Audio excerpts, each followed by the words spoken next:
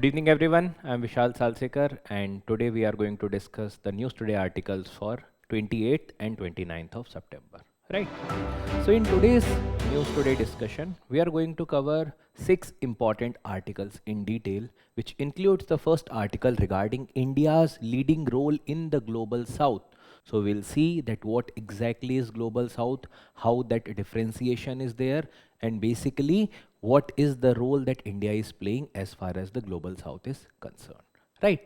The next article that we are going to see is regarding the newly designated Ramsar sites. We'll see regarding what is the criterion for the Ramsar site, and further we are going to see that what are certain basic details regarding this, because this is an important article from the perspective of the prelims examination. The next article is regarding the World Network of the Biosphere Reserves. We'll see that what is the criterion for the Biosphere Reserve and which are the recent designated Biosphere Reserves as far as the India is concerned. We'll going to see regarding the importance of the same also. The next article that we are going to see is regarding the Stampede situation in Tamil Nadu. So recently we have seen and observed that different parts of the countries are facing the issues like Stampede. Whenever there is any celebration that is going on, maybe religious festivities, the stampede is becoming a very common problem. So the administration has an important role to play as far as the stampede is concerned, and we are going to see how that particular things can be done. The next article is regarding the ozone pollution. So you might have already seen regarding the good role of ozone, which is from the perspective of the stratospheric ozone. But in this article, we are going to see ozone as a pollutant, which is the bad ozone, right? The last article in this is regarding the indigenous 4G stack. So India has joined the elite group of 5 nations where it has rolled out its own entirely end-to-end 4G stack. So that is very significant achievement from the side of India, right? And after this, we are going to see the personality in news, where we are going to discuss regarding Rani Rashmoni, and then there are certain other quick updates that we are going to see. Is it clear? Okay. So let's start the discussion with the very first article, and a very important article, because when you will see the recent UPSC examination paper, this year only there have been 3 questions out of 4 in the international relations. To some extent they are talking about the issues of Global South, right? So when the UPSC is focusing upon this particular topic, obviously from the exam perspective, this is very important. So we should be having an idea regarding what exactly is this particular term, which is Global South, and what is its relevance, where these particular countries are facing difficulties, and what are the way ahead in this particular regard. So at UNGA week, India hosts the high-level meeting of the like-minded Global South countries. So India in the recent UNGA meeting, which was the 80th meeting of United Nations General Assembly, there the External Affairs Minister Dr. S. Jaishankar held the meeting with their counterparts in regard to the Global South, and specifically the developments that are concerning Global South. Now from the perspective of examination, GS paper to international relations, it is having direct linkage, and directly or indirectly this is a very important topic from the examination perspective. So India's role in representing and uniting the Global South, advocacy for the reform in UN, IMF, WTO to reflect the developing countries' needs. These are certain areas that you can also think about, right? Now in this particular map, I have included this map. This is a very important thing, and you are able to see a line which is an imaginary line which is dividing the world into 2 parts. So this line is also sometimes known as the Brent line, right? So this is a virtual line that is representing the differentiation between the developed countries, which is considered as the countries of Global North, and the developing countries, which are representing as the countries of Global South. Now, how this particular line was drawn? Basically based upon the larger developmental status, as far as the issues like poverty and many other things, including the per capita income, when that were considered, it was observed that it is a trend where this particular line, more or less above the equator, this particular line represents the dividing line between the Global North and Global South. There are certain exceptions. For example, Australia, which is in the southern hemisphere, is lying in this Global North because of its connection with the developed countries and also the support that it has got, right? But more or less, when you will observe that generally the countries of the global south are belonging to the part of the southern hemisphere, or to some extent we can say the countries below the Tropic of Cancer. They are the part of the global south. Now, this particular term, when you are hearing this global south, this term was coined by Carl Oglesby, basically in order to depict that these are the countries which are showing some kind of similar traits as far as the issues are concerned, as far as the technological development are concerned, or basically the level of development in these particular countries. These countries show to some extent the similar attributes. That's why he classified these countries under the ambit of global south. You might have already heard that previously we used to talk about the first world, second world and the third world country. कभी कभी आप सुनते हो ना कि in the context of India they are using the term that these are the third world countries. Is it depicting exactly the status of the lower or the least developed countries? The answer is no. Once the World War II was ended, basically the world was divided based upon the ideologies. So those who were part of the capitalist faction, they became the first world countries because they were representing certain ideological trends. Then the countering ideology at that point of time became the ideology of the second, basically you can say the second world countries, generally not that much shown, but the third world countries more predominantly you might have seen.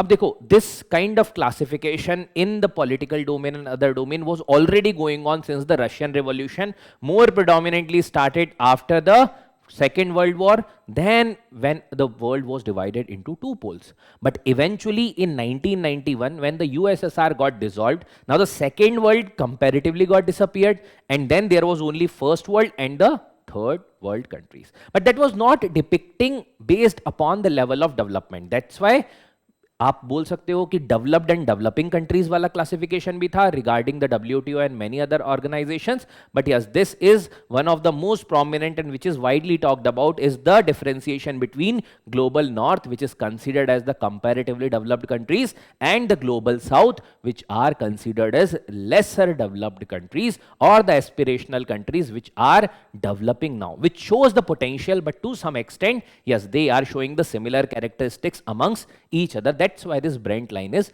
dividing them. I hope that this particular thing is clear to you.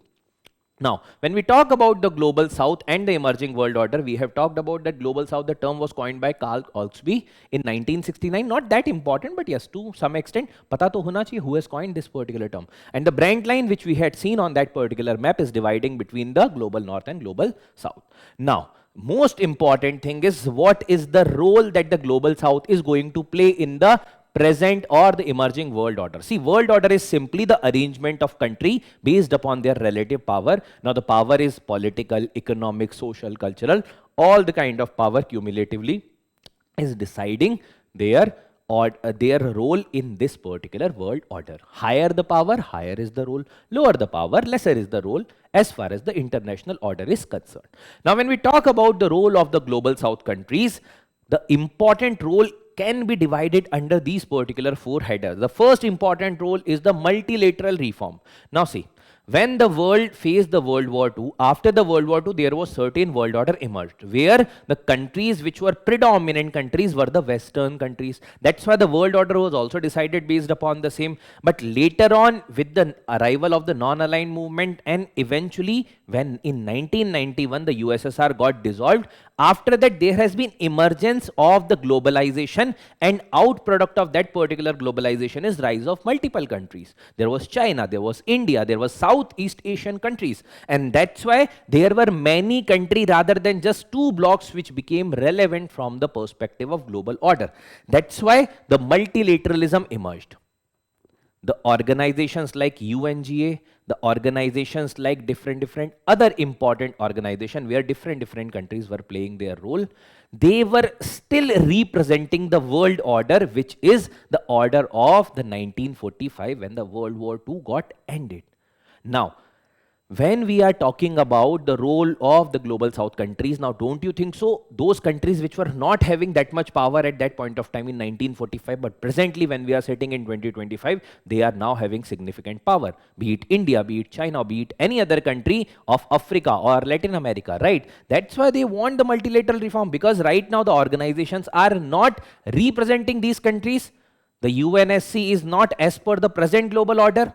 There is no permanent status for India. Even the organizations like IMF and World Bank are not at all representative for these particular countries, because as of now, the quota based upon which the funding is being provided to IMF, that particular quota is also tilted towards the developed countries, where more than 40% of the voting rights or the quota is available to them, and that is not adequately giving representations to the countries like India and the African countries. That's why these countries are talking about the multilateral reforms, right? So reform in the global governance institutions. Next is the economic power. Now don't you think so that when these particular countries are depicting the large amount of population, whether it is India, whether it is China, whether it is African countries, where the population is significantly rising, in that case, these countries represent the larger market. When these countries are representing larger market, don't you think so that these countries can become the potential economic powerhouse? Because when it is depicting market, then in that case, the other countries are going to come in these particular places, establishing their own industries, right?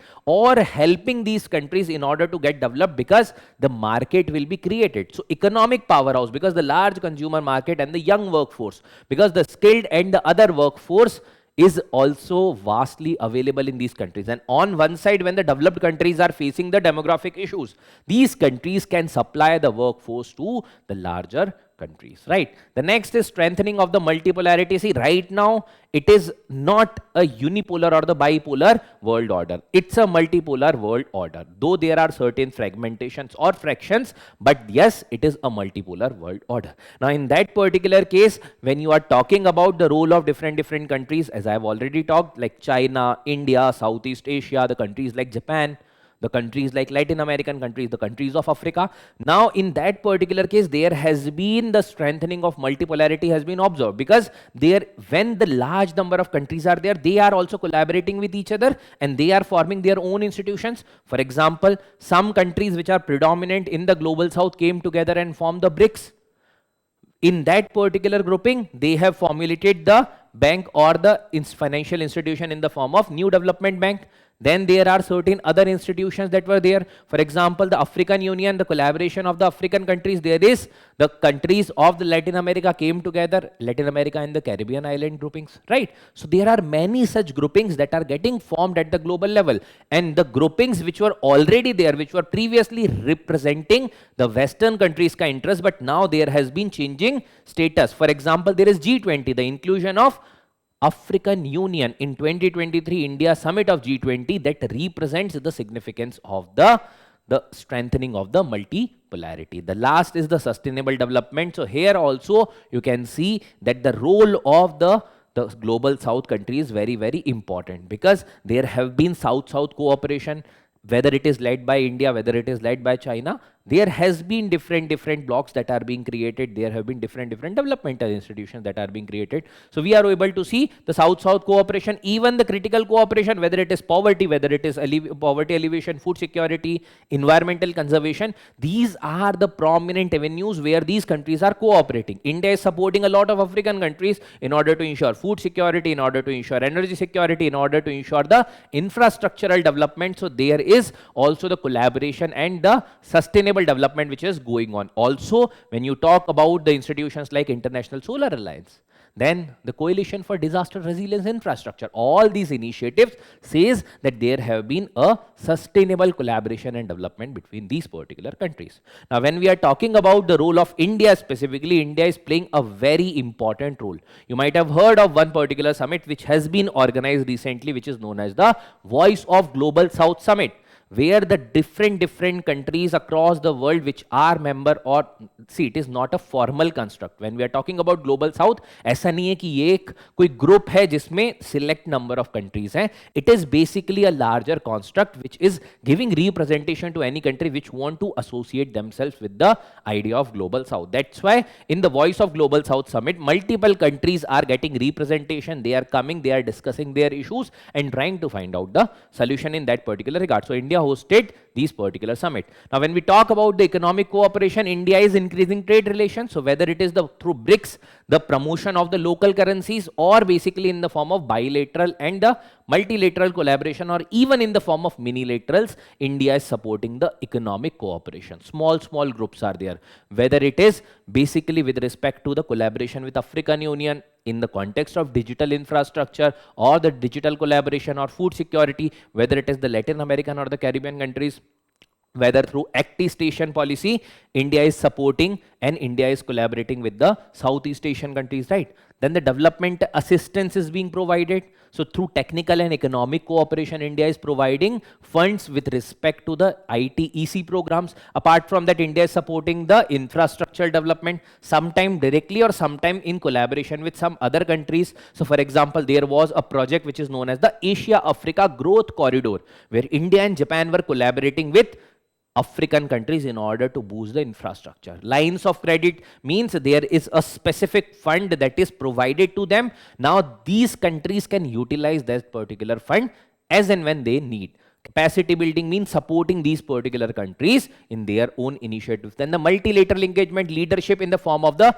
multilateral organization. So already we have discussed regarding this when we were discussing the role. So India is supporting through the multilateral engagement, for example, International Solar Alliance, then the Coalition for the Disaster Resilience Infrastructure, through the HADR initiative, and also the policies like Sagar, which is security and growth for all in the region, and Mahasagar, which is mutual and the holistic advancement of the security and growth for all in the region, which is the expanded form of Sagar, which covers the even extended neighborhood in the Indian Ocean region.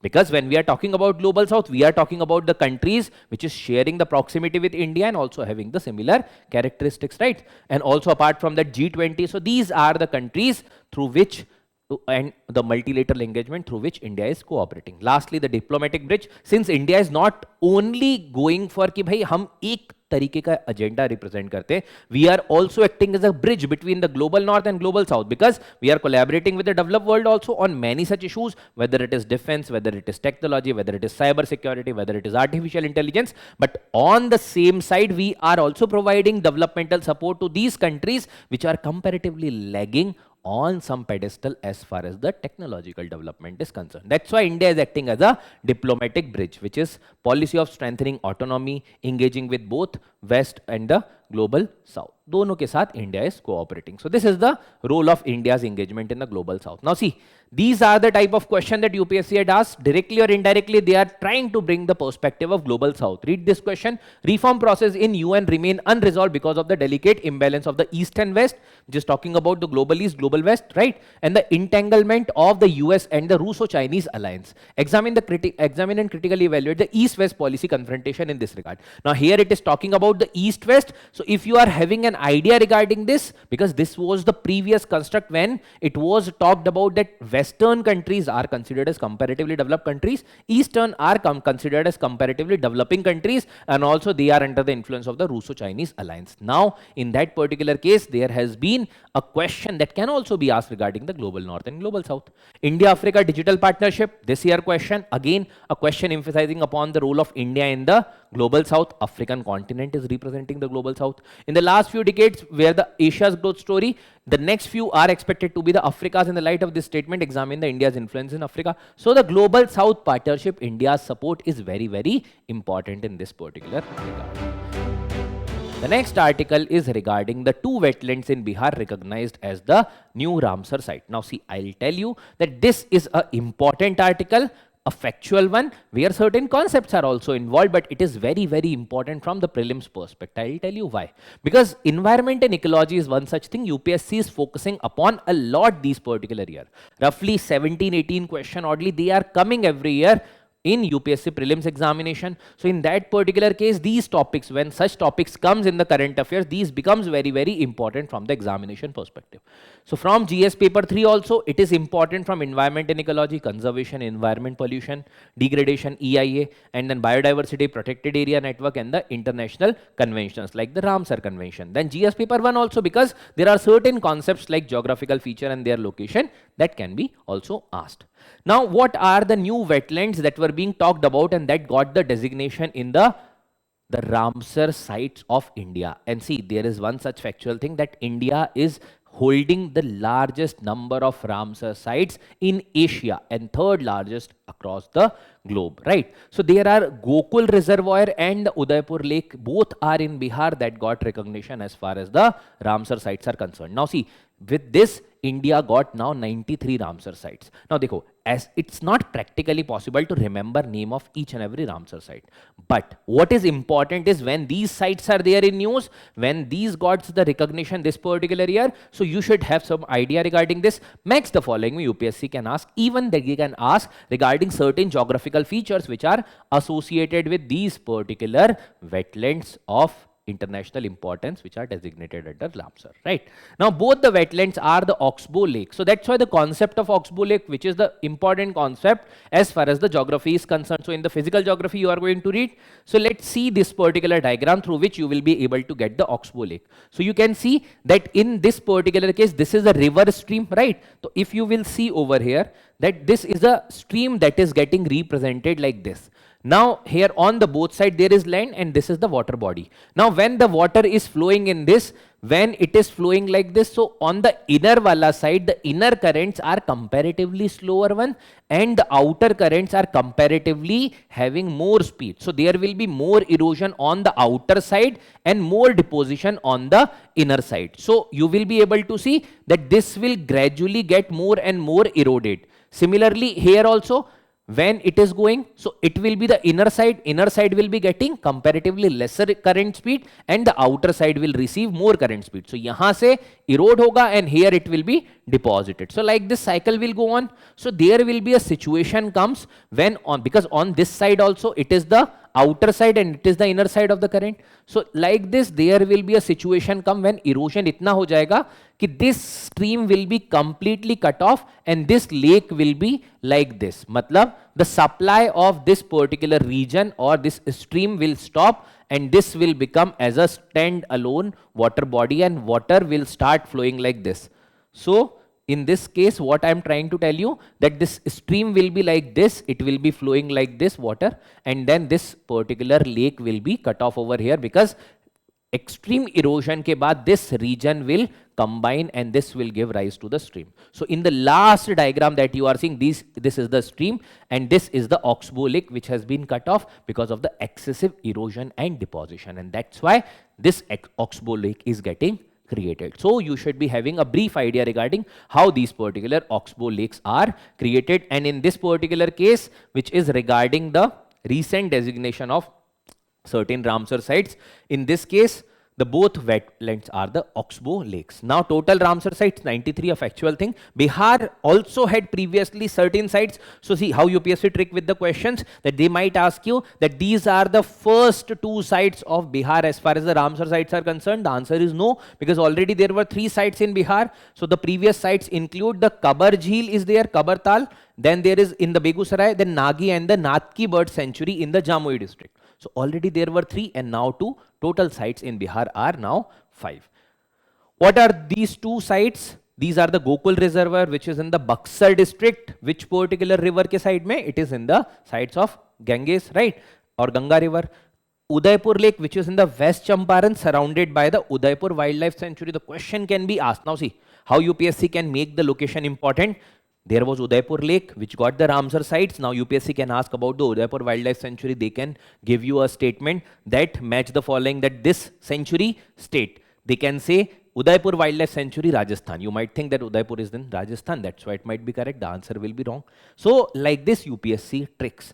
There is a species which is the pochard which is also known as Aithia farina, right? So in this case, this species can also be important. It is a bird species. So it is also a region which is hosting the large number of the migratory species, right? Now this diagram is talking about the wetland and the classification. So there may be both type of wetlands. Inland bhi ho sakta hai and coastal bhi. What are the inland? Which are over the land which is within the country, not sharing any coastal borders, right? So it can be natural also, like the lake, pond, maybe the cutoff meander. We have talked about the oxbow lake, right? The swamp, marshes, waterlogged regions, right?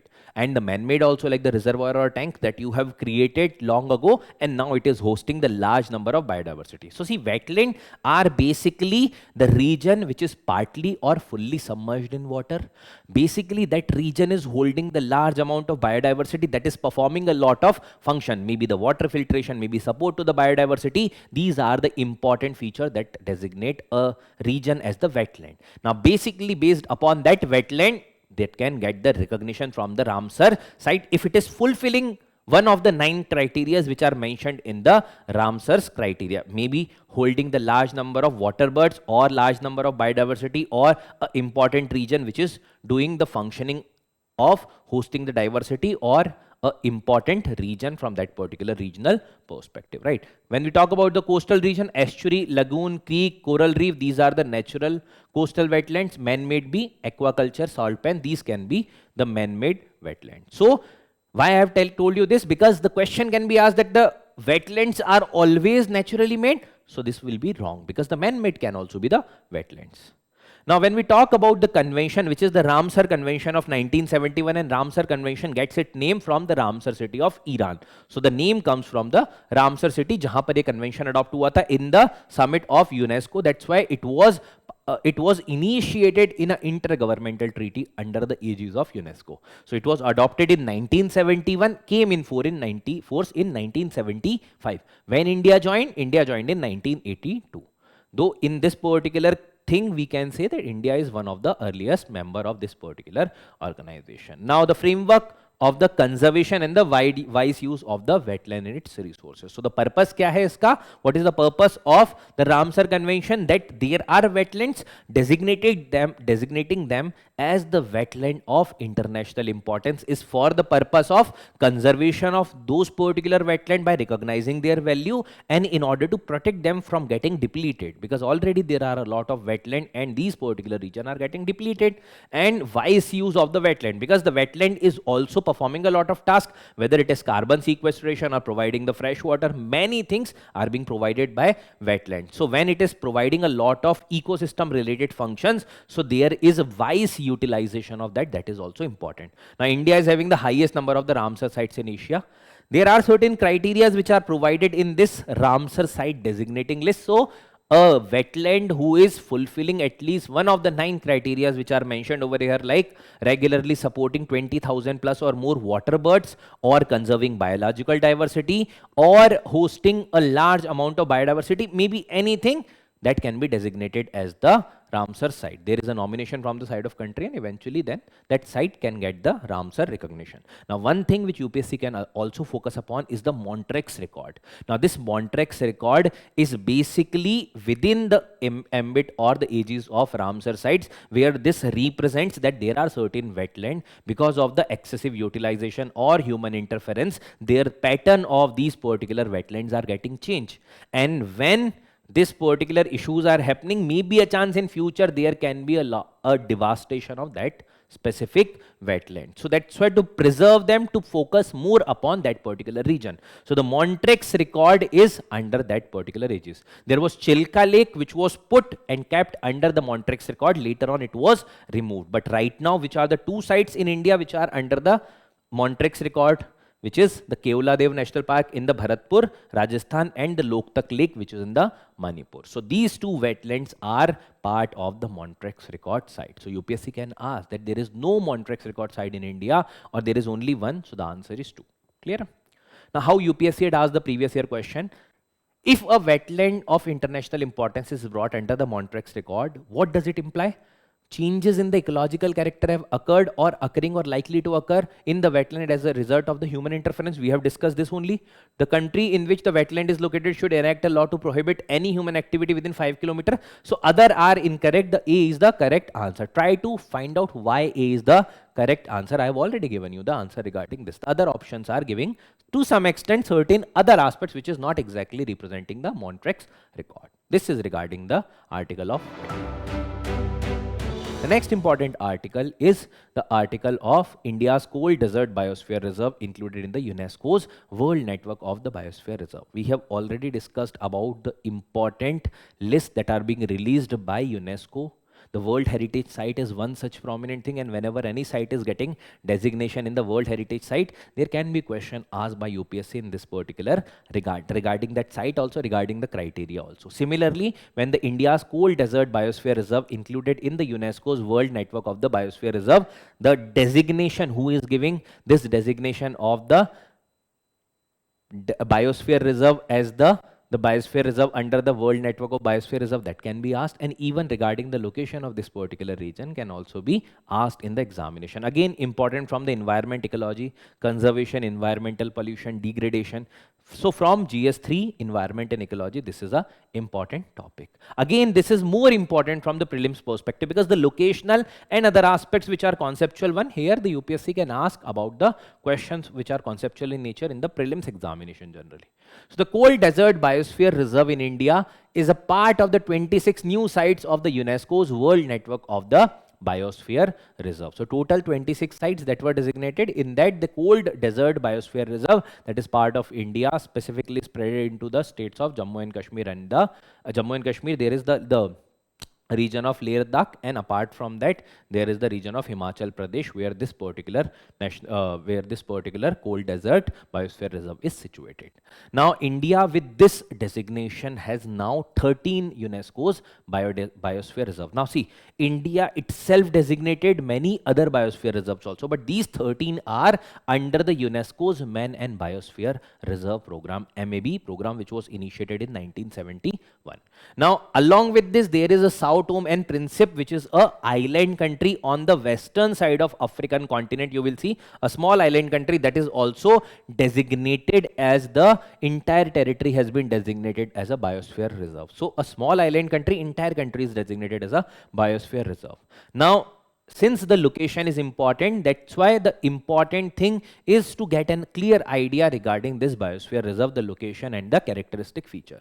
So it is the first high altitude cold desert Biosphere Reserve. That means it is at roughly more than 4,000 meter altitude pe, and that's why it is representing a cold desert type of Biosphere Reserve. Now it is one of the coldest and the driest ecosystem which is there in the world. So one of the coldest and the driest because of multiple things. One such thing is altitude. Another thing is because when the monsoon winds are coming towards this region lies on the leeward side of the mountain. So all the rain bearing wind, they shed their rainfall, and when they are entering in the leeward side, these becomes dry, and that's why when this region pe these winds are reaching, they are comparatively dry, and hence this is one of the coldest and the driest region as far as the UNESCO's World Biosphere Reserve related list is concerned. Then the location, regarding the location, you can see it is in the Himalayas, which stretches from the Ladakh region comprising the Leh and the Kargil district to the Kinnaur, which is Spiti Valley, Kinnaur district in the Himachal Pradesh. So these are the location which is having or which is consisting of the Cold Desert Biosphere Reserve. Now the Pin Valley National Park is part of it. Then the Chandratal is there. Then there is Sarchu is there. There is Kibber Wildlife Sanctuary. So these are constituted in the Cold Desert Biosphere Reserve. Now the Cold Desert biome, which is having the characteristics which is of the rain shadow zone. That means the rain is not taking place, because already whenever the rain bearing winds that are approaching to that region because of the altitude of Himalayas on the windward side, that particular rainfall is there. On the leeward side, these are becoming dry. And another thing is the high elevation because of the obviously the altitude of this particular region. Now Apart from that, there are certain other characteristic feature regarding the culture, because this is a prominent region where the Buddhist influence is being observed, right? So there are gompas, which are the monasteries, which are the kind of universities or the learning place regarding the Buddhist monks. You might have seen in many such places, maybe the movies and all. Okay, so like this, the gompas are there, then there are chorten is there. So they are the type of stupa. So in the Ladakh region specifically, or in the Tibetan region, specific type of stupa is being observed. So they are known as the chorten. Apart from that, there is money walls that are there. These are the long, thick platforms, or like the rows of stone. So they are the boundary wall type of thing. Now, apart from that, UNESCO have already recognized certain intangible cultural heritage. So there is Buddhist chanting in Ladakh, which also got the status of the UNESCO's World Heritage, but in the form of the intangible cultural heritage, right? So UPSC can also ask regarding certain performing arts or other, which is in the form of intangible cultural heritage, right? Apart from that, which are kind of fauna that is available, because flora तो generally बहुत ज़्यादा नहीं पाया जाता. So fauna के context में there is snow leopard, then there is Himalayan ibex, there is blue sheep, Himalayan wolf, golden eagle. These are the specific fauna that is available in this high altitude, highly mountainous region. Now, what is this World Network of the Biosphere Reserve? So it was launched under the ambit of the Man and Biosphere program in 1976, when the first site was designated as the Biosphere Reserve under this particular program. So with this, there was network that was created of the Biosphere Reserve. Now this MAB, which is the Man and Biosphere program of UNESCO, it is an intergovernmental scientific program.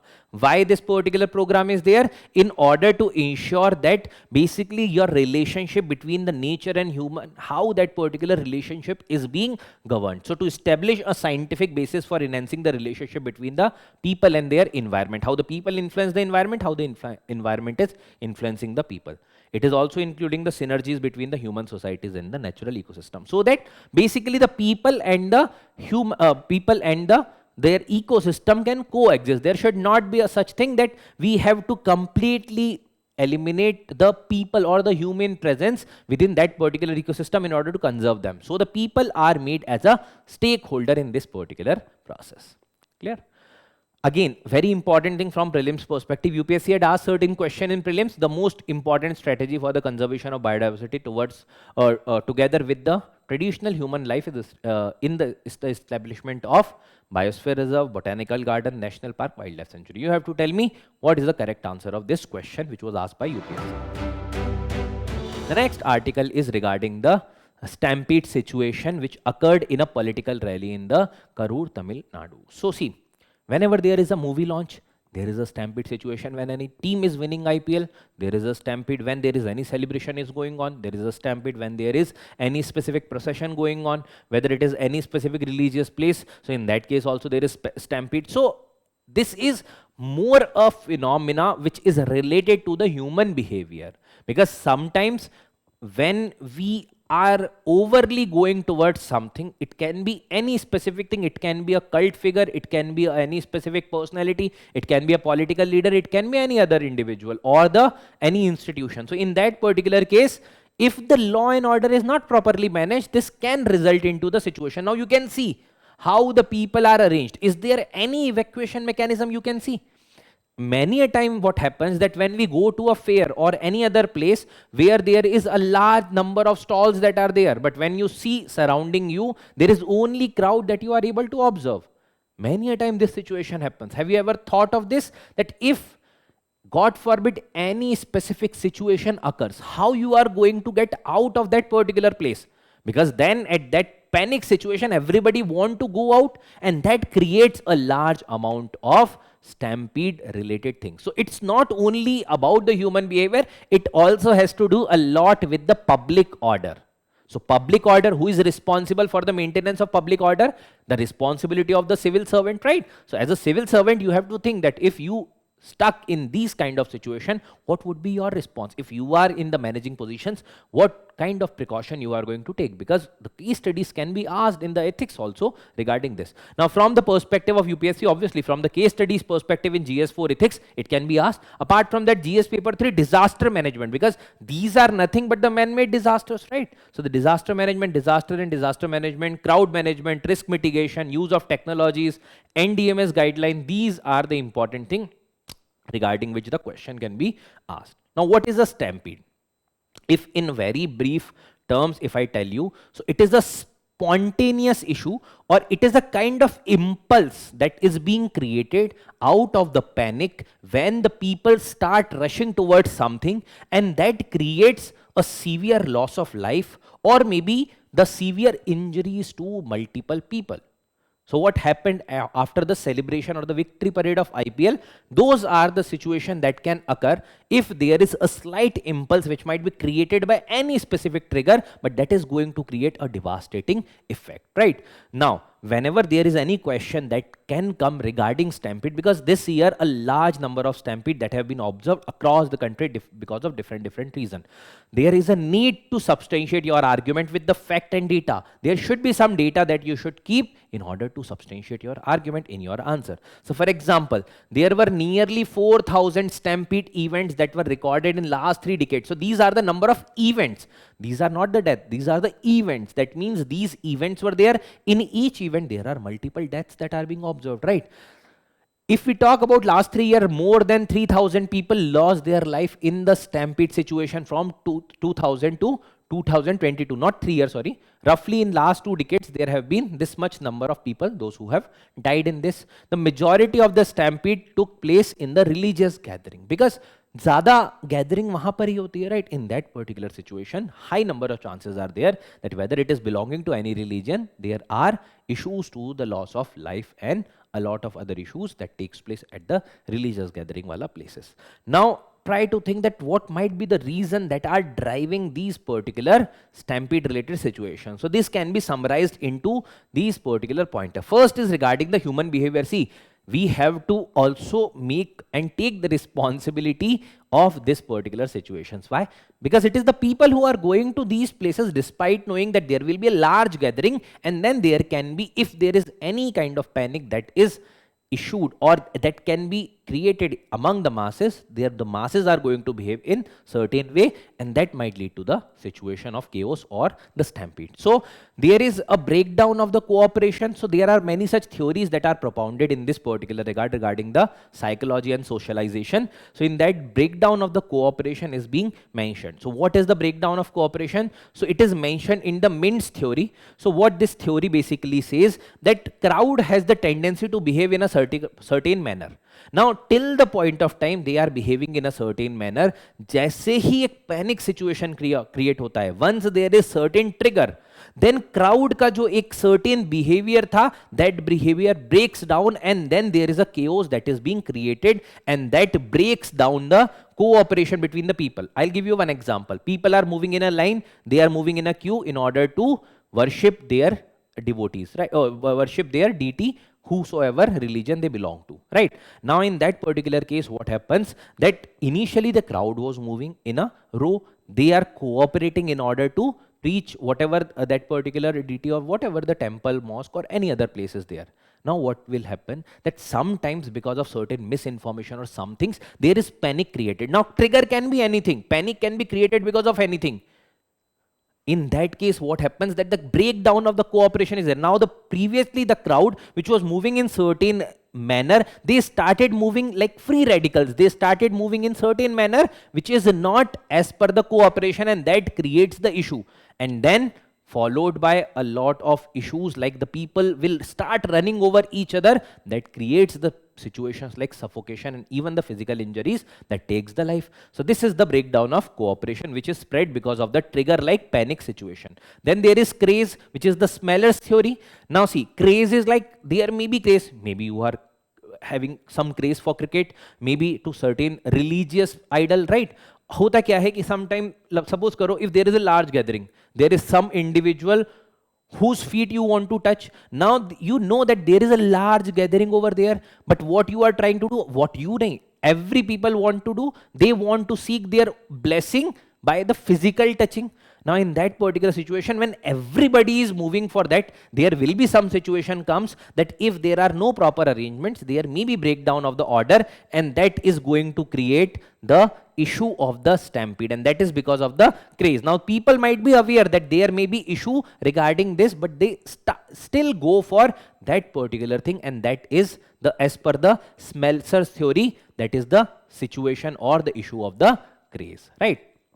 So this is one such issue regarding the human behavior. Now in both the cases, whether it is the Mintz theory or the Smelser's theory, both the cases there have been people who are behaving in certain manner, whether it is in a way that is going in their favor or not, but the people are behaving in certain manner, right?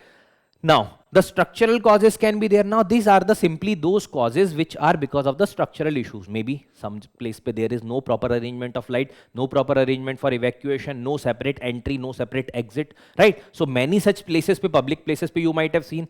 In these particular situation, if there is maybe a threat of bomb or any other thing, that creates the situation of panic and that creates the structural causes. Now this is being created by the structural issue. Maybe हो सकता है कि exit gate ही बंद कर रखा है permanently. You might have seen many such rest of fire issues were there, where the structural, basically the exit was closed or permanently closed. They were placed certain infrastructure over there, right? Next is the management flaws. Sometimes the people who are on the managing side are having certain flawed management. So there may be miscommunication. For example, there were certain stampede happening at the temples like in Tirupati, when there was some miscommunication that was there, that the ticket window has opened or something like this. When the miscommunication has been done, people rush towards that place and that led to the situation of the stampede, right? Even the crowd flow, that may be there, that can be in the random and the certain manner that creates the situation of panic and that creates the stampede situation. So whether it is sports, whether it is religious festivities, whether it is any other gathering, whether it is movie, whether it is anything, if at that place any of these things is there, this can cause the situation of a stampede, right? So the data and the causes are important in order to substantiate your argument. So the theories can also be quoted, the Mintz theory and the Smelser's theory, which is in this particular regard. Now what are the NDMA guidelines? These are the simple guidelines regarding this. First, there should be the capacity planning. So you should monitor the visitors flow. You should be aware regarding how many people are going to attend this ceremony, because if you are expecting 50, if there are 5,000, obviously there will be a structural breakdown. Ensuring the basic facilities, the people will need the basic sanitation facility, they will need water and all. So those facilities arrangements should be there, otherwise that will create the panic situation. Using multiple routes, so ऐसा नहीं है कि only one place where there will be entry and this place only for exit. If there is like this, there is a mela ground, right? And in that case, suppose karo to enter for this particular mela, there is only one entry and one exit. If there is a fire breaks out in that particular region, you have to come out of that region only. There should be multiple entry exit like this. So if there is any situation at this place, you can use this kind of exit routes. So like this, there should be arrangement of using multiple routes. Then risk and the vulnerability analysis. So you should be having awareness regarding the physical infrastructure. What may be the threat? What may be the risk? How many people you are anticipating, if that is exceeded, whether you have sufficient personals or not, whether you will be able to keep the people in check or not, because there may be certain mischievous elements also who want to propagate these kind of the stampede situation, and in that case, if the resources are not adequate, there will be an issue. Last, then the efficient rescue and the relief. So rescue or relief available hona chahiye. There should be availability of the ambulance in the nearby vicinity, so that if there is any stampede, there should be quick rescue and the relief that can be provided. They develop a course of action. So outlining the options. If there is this thing happen, then what will be the course of action? If there will be further escalation, what will be the course of action? Whether fire brigade is there, whether ambulance is there, these particular things are available or not.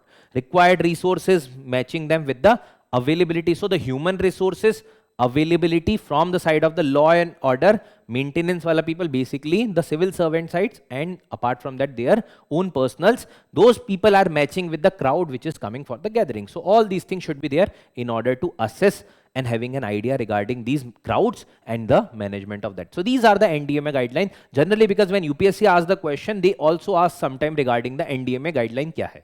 Discuss the recent measures initiated in disaster management by the government of India, departing from the earlier reactive approach. So previously it used to be reactive, ki ho jayega, then we will see. Now it became proactive, that proactively we have to ensure that first we should not allow these things to happen. If there is anything, that what is the course of action that is there. So in that case, kya disaster management related protocol hai, there you have to tell also about the NDMA guidelines in this particular regard, rescue and relief.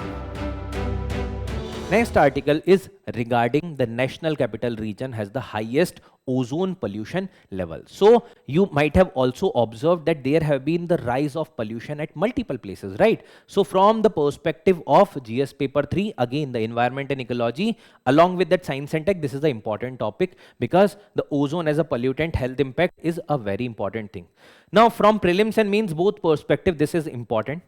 Regarding ozone, you might have already seen that this is a molecule consisting of 3 atoms of oxygen, and generally you might have seen the ozone from the perspective of stratosphere, where this is considered as a good ozone which is preventing the ultraviolet rays to enter into the troposphere and the other subsequent layers and on basically on the land, and that is preventing and protecting the life.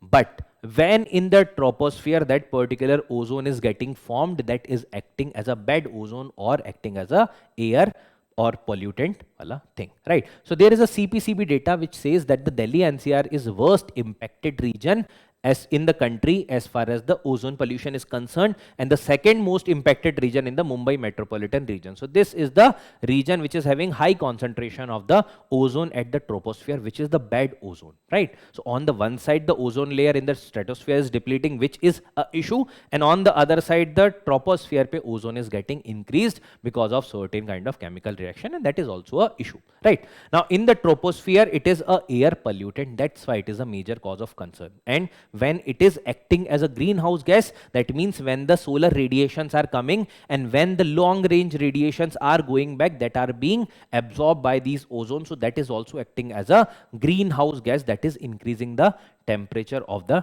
troposphere. So that's why also it is important, and that's why also it is harmful.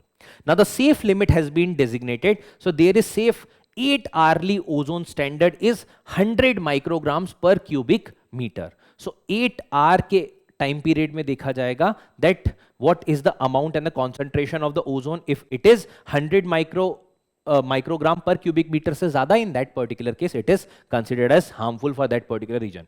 While there is 1 hour limit that is there, so within 1 hour concentration कितना है, out of that 8 hour 1 hour में concentration कितना था, because see it is a pollutant which is also having short lifespan, so it is created, it is also simultaneously getting destroyed. But excessive creation is going to create more harmful effects and also the effects on the respiratory system and also the greenhouse gas impact. So while the 1 hour limit is 180 microgram per meter cube, not that important, but just to have an idea regarding this, these are the safe limit. Now when we talk about the ground level ozone, it is a pollutant, so basically it is a secondary pollutant. What is secondary pollutant? Basically secondary pollutant are not exactly emitted from the sources like industry, like vehicles, like any other place. They are not getting directly emitted in their present form. So ozone as ozone is not getting emitted.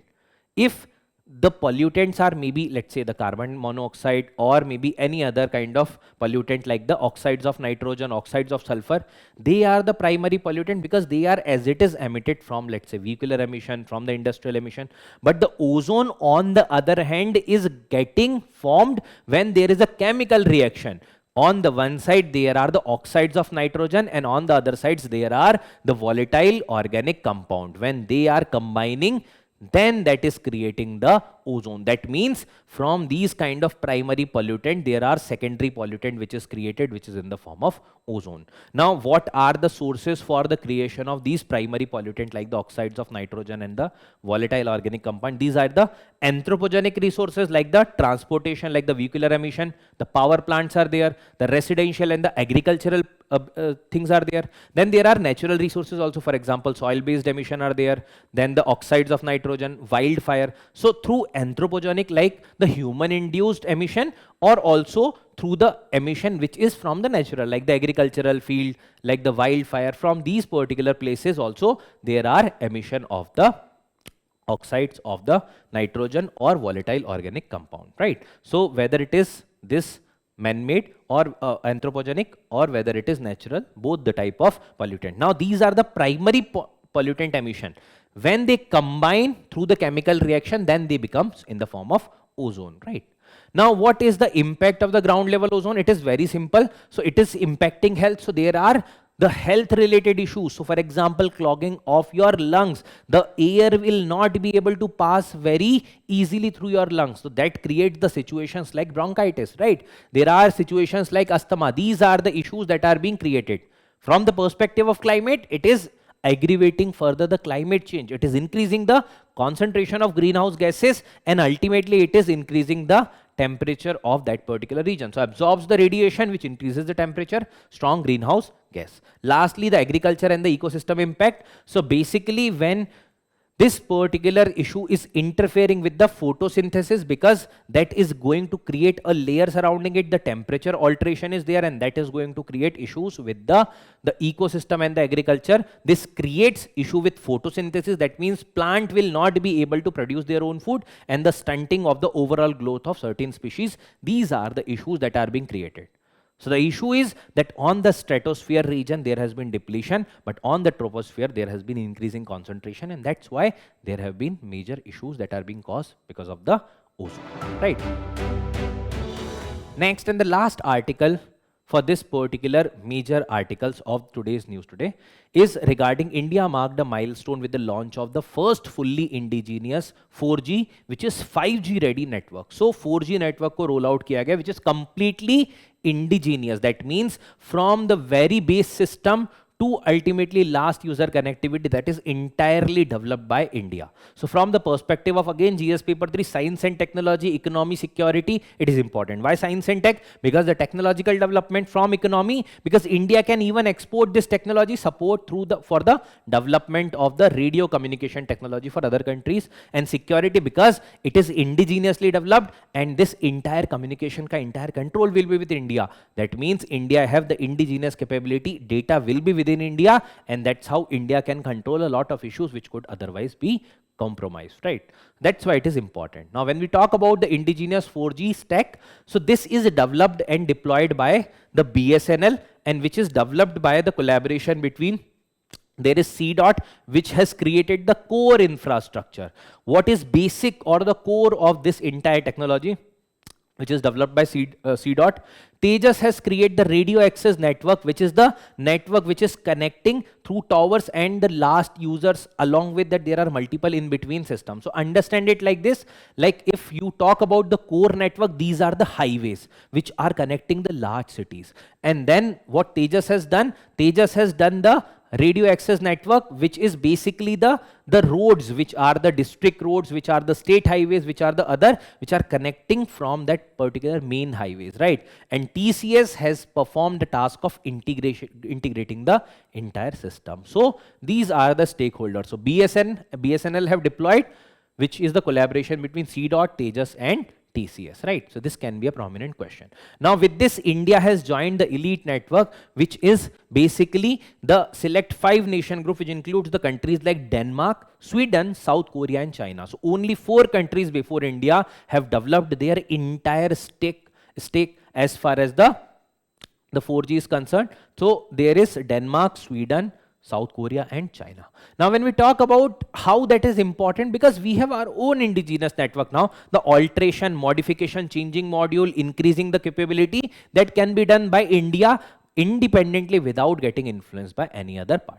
And in that case, the 5G rollout, which has already been done in 2022, that can further be boosted with the indigenous capabilities, and later on when 6G technology will be deployed, this is going to further boost the capabilities, right? So fast tracking the adoption of 5G in the indigenous terms and laying the foundation for 6G, that will become easy. Now what is the significance? First is the strategic autonomy. Now this is our own network.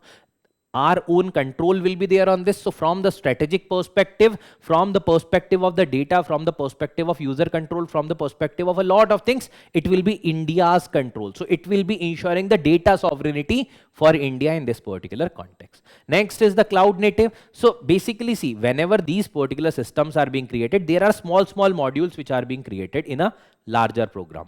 Now suppose karo tomorrow, if you want to upgrade something in this 4G stack, because of the cloud native, one module can be changed by other module without altering the entire framework in order to boost the capabilities, maybe the internet speed badhane ke liye, or maybe shifting from 4G to 5G, it will be easy because the development will be on and above this. There is no need to create the entire new network, right? So that will be there. So it will be enabling the rapid upgrade, scalability, further future migrations whenever the technological deployment is needed. Improving the accessibility, because now this is India's network, indigenous network. Comparatively, we are having an awareness regarding this, and we can scale up. We can provide the connectivity to those regions also which were not previously connected, and through this deployment it is going to be done, right? So it can benefit the tribal region, remote village, hilly areas where previously those regions were not connected with the communication or the radio access network. Next is the supply chain development. What is supply chain? From the very scratch, from the very raw material to the last mile connectivity, entire thing is part of the supply chain. So when we are talking about the entire development of this particular 4G stack in India, in that case, it is going to boost the employment. It is going to boost the export as far as the technological collaborations are concerned, in order to support the network related support to different countries of the global south, related to the first article that we have discussed regarding global south. So employment, strengthening supplier ecosystem, all these things can get a boost, and even there can be a skilled workforce that can be specifically trained in this particular regard with the or in the context of the 4G stack, right? Lastly, technological capabilities. Now, India itself have demonstrated the technological capabilities that we are capable ourselves in order to develop these kind of system. So it joined the among the select 5 nations, which includes Denmark, Sweden, South Korea and China. So that's what is the major feat as far as the India is concerned. Now with this, India claims the sovereignty as far as the 4 generational network is concerned. Then apart from that, India can further scale up, India can boost the speed, India can upgrade to 5G also in future, and even talk about the 6Gs. It's 6G in the later on time period. Accessibility bhi badegi, supply chain development is also there, technological capability is also there. So in all the fronts, it is going to benefit, right? Now, when we talk about the 5G and 6G technologies, basically 5G has already been rolled out since 2022, right? And at all the states and UT, so 28 states, it is operational, even including the 8 UTs. Apart from that, 6G technology is under current development. So 6G ke bare mein abhi research and development is already going on, and it is said that roughly by 2030 there can be a rollout of 6G in this particular regard. Now there are certain initiatives that the government of India has launched regarding the 6G and the research and development. There is Bharat 6G vision which talks about the idea regarding how inclusive, accessible this particular network can be, how this can be a game changer for the entire communication field. Establishment of the 100 5G labs in the academic institutions, that means to collaborate with the academic institution to nurture the talent in this communication regard. Lastly, facilitating the Bharat 6G Alliance. Now, alliance mein basically there are multiple stakeholders. So there are industry, there is academia, there are research and development institutions. So they are collaborating in order to prepare the India specific 6G plan and 6G rollout. And here, this particular 4G plan, which India has developed, 4G stack that India has developed, is very, very important, and that is going to play a very important role. Clear hai? Okay? So this is regarding the recent indigenous 4G stack of India. Next article is regarding the personality in news, which is Rani Rashmoni. The lifespan was from 1793 to 1861. Right. Now, recently there have been the PM paid tribute to Rani Rashmoni on her birthday. That's why that particular personality is important. And also, see, in the context of freedom, now we selectively talk about certain personality, and now UPSC has also understood that there are many such personalities which have to be talked about, and that's why every year you will see certain personalities which you don't get exactly in the conventional books. That's why having an idea regarding these particular event is very, very important. So when we talk about Rani Rashmoni, a prominent figure as far as the modern India is concerned, at the time period when the British East India Company was engaging in that particular region of Bengal and trying to put its foot and solidified its foot in that particular region of Bengal. So she belongs to the region of Bengal. So her life story goes like this, that she was born and brought up in a poor family, but then later on married to a zamindar, and after the death of her husband, the state, she represented that particular state that was under her control, and then she contributed significantly for as a charity in order to uplift the life of people. That's why she was also provided with this particular title of Rani or the Queen, right? So in the context of the cultural contribution, religious contribution mein, she established Dakshineshwar Kali temple that you can see in the outskirts of Kolkata. So this temple is very significant because later on she also patronized a prominent personality, Ramakrishna Paramhans, and his disciple Swami Vivekananda established the Ramakrishna mission after this. So Dakshineshwar Kali Mandir was patronized by her and contributed by her. Apart from that, in her social contribution, she also voiced against a lot of evil, whether it is sati, whether it is polygamy, whether it is child marriage, whether it is non-widow, non-remarriages, right? For all these things she voiced, even for the educational support. So she also funded the universities, she also funded the construction of ghats, she also funded the libraries, and also basically entire aspect mein you can talk about whether it is compassion, whether it is the development of the humanity or supporting humanity, in all ways mein she had supported. So she had also presented the bill against the polygamy to the East India Company in order to abolish the polygamy. Also she supported the social reformers like Ishwar Chandra Vidyasagar, both belong to the similar regions, right? So this is the personality of Rani Rashmoni, very important personality from the modern India. Okay, so next we are going to discuss regarding certain quick updates. So let's start the discussion of the quick updates.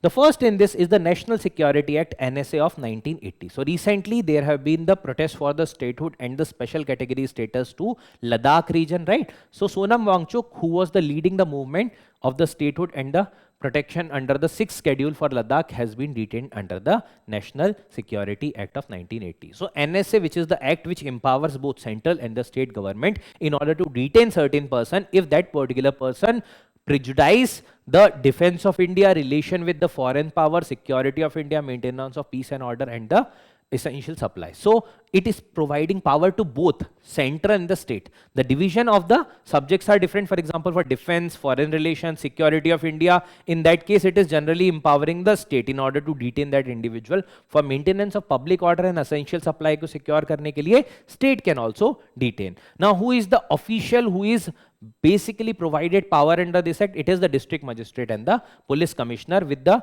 prior orders of detention that can detain that particular individual. Now the grounds of detention mainly says that those should be communicated to the person who has been detained. So there has been 5 days ka time period for which the ground of detention should be told to that person ki bhai why that particular person is getting detained, and in the special cases it can be up to 15 days. So 5 to 15 days ka time period is available regarding the conveying of the reasons and the causes of detention.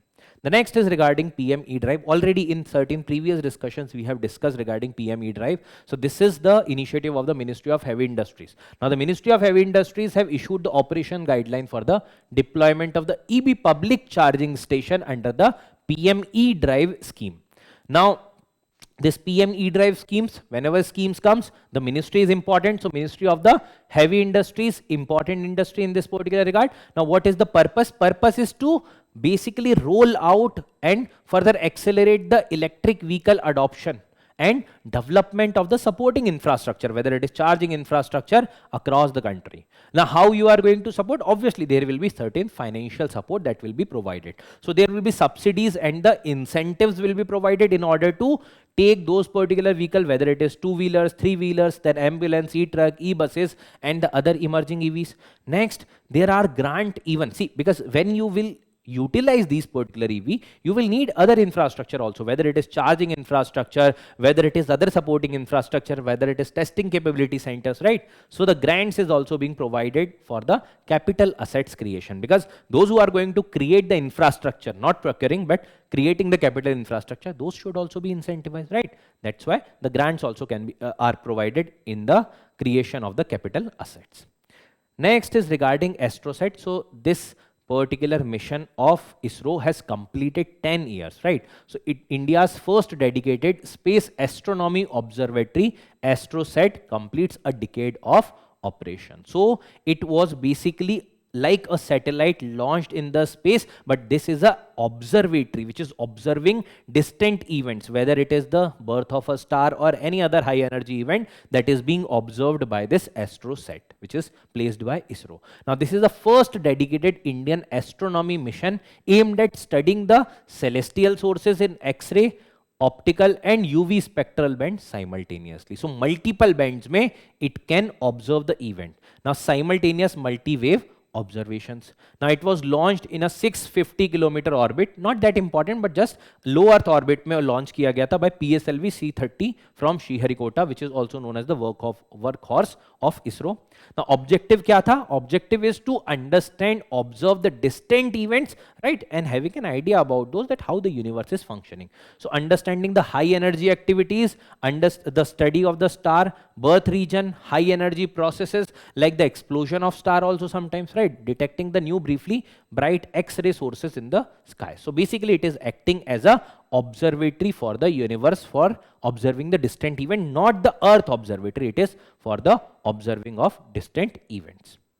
Next is regarding acoustic vehicle alerting system. So Ministry of Transport and Highway mandated the draft notification for all new private and the commercial EVs to be fitted with the acoustic vehicle alerting system. Now simply if I tell you, this is the beep beep of that particular EVs. Generally in EVs, what problem is that they do not create much sound. So when the pedestrian are moving, if the EV passes by without horn or some kind of like that particular means that will alert you that there is a vehicle coming, in that case the chances are of accident are high if that particular system is not there. So in that case, there is a safety feature that emits the varying sound based upon the varying speed of the external speaker to alert the pedestrian about the presence. So to some extent, it is like generally when you are driving any other vehicle, it creates some noise. So like this, based upon the speed, there will be some noise, not exactly the beep, but yes, there will be certain noise that will be created that will make you aware that some vehicle is passing by, right? So US, Japan, some EU nations that have mandated regarding its use. So this is regarding the acoustic vehicle alerting system. Swachh Shahar Jodi. So Ministry of Housing and Urban Affairs has launched the Swachh Shahar Jodi. Now this is Shahar Jodi means it is a basically coupling of certain cities, those which are the mentor cities which have performed well as far as the Swachh Bharat mission are concerned, and then other cities which have not performed well but they are the aspiring states which are the mentees. So that will be a collaboration between the mentors which are the high performing states, districts, and comparatively lower performing districts, right? It is implemented under the Swachh Bharat Mission Urban. It is a structured mentorship and collaboration program involving 72 mentor cities and 200 mentee cities. So these are the high performing cities which have functioned better, where the system isn't at place regarding how to deal with the issues of the sanitation and the other things. Mentee cities are basically those jahan par issues hai, right? And that's why there is a collaboration in the form of Swachh Shahar Jodi, which is the Ministry of Housing and Urban Affairs. Now foster the knowledge, experience sharing, peer learning, transforming the best practices. So this is regarding the Swachh Shahar Jodi. Next is SODAR, sound detection and ranging system. So you might have heard of already sonar, radar, right? So it is SODAR, which is the sound detection and ranging. So in this, if I tell you the simple function, so this will be the instrument from where there will be different frequency waves will be emitted to the atmosphere, specifically the lower atmosphere or the troposphere. Then there will be reflection based upon the winds speed, or basically maybe from cloud or any other things. There will be scattering of that particular जो sound waves you will like emit, and that particular waves will be received at different station, and based upon changed frequency of that wave, based upon the alteration, attenuation of that particular wave, you will be able to get that what is the wind speed, what are the other factors that are there in the atmosphere, right? So in order to understand the situation of atmosphere, other factors within that particular atmosphere, this SODAR is being used. So sound detection and ranging system facility has been inaugurated in India Meteorological Department, IMD, Delhi. It was developed and designed and developed by CSIR Advanced Material and Process Research Institute, AMPRI, Bhopal. Now what is the functioning? It works by sending sound pulses, ठीक है, sound waves छोड़ेंगे, and then subsequently monitoring the intensity and frequency of the return signal. How radar works? You will basically send certain light and then based upon that particular wave जो receive होगी, that particular wave के basis पे you are going to get the distance. Similarly here you are going to get the idea regarding the conditions. So it determines the lower atmosphere wind profile, temperature structure. So all these things will be able to get, because this intensity and frequency will be changed in the returned wave as compared to the original wave, and that will give you an idea regarding this alteration, right? So the information of the height of inversion, height of the fog layer, strength of the turbulence, all these things will be available through this. Now NASA ISRO synthetic aperture radar NISAR, which was recently launched, so it has sent its first radar image of the Earth surface. So it is a Earth observing satellite, which is basically in order to provide an idea regarding a lot of things regarding observation of the Earth, different phenomena regarding the water level and all, right? So it is the world's first Earth observation satellite, which is having the 2 frequency synthetic aperture radar. There is the L band and then there is a S band on the same platform. So it is sent in the sun synchronous orbit or the polar orbit. So it observe the place at the same time every time. मतलब जैसे होता है ना कि this is synchronized with the movement. So in that particular case, what happens basically that at a same place at the same time of day again it is repeating its presence. तो एक place को multiple times ये visit करता है at the same point of time. In that case, it is observing the changes accordingly, right? So in that case, it is delivering the high resolution all weather day night imagery of the Earth's land and the ice surfaces. Application क्या है? Disaster management, climate monitoring. So it will alter the changes. What are the changes being observed at that place over a period of time, and that will give you an idea that what are the changes taking place. So it was for the first time GSLV vehicle was used in order to place a satellite in the sun synchronous polar orbit. Generally PSLV is being used. Here in this case GSLV was used. The last article is regarding the ways and means advances. So the RBI has recently set the WMA limit for the central government for the second half of 25-26. Simply, what is the ways and means advances? So generally hota kya, see, the money is coming to government at different forms, maybe through taxes, maybe through other acquisitions, right?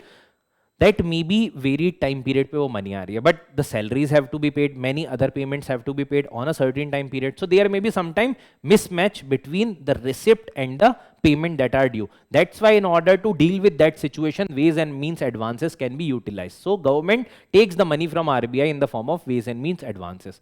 Limit कौन set करता है? Limit is being set by RBI in consultation with government.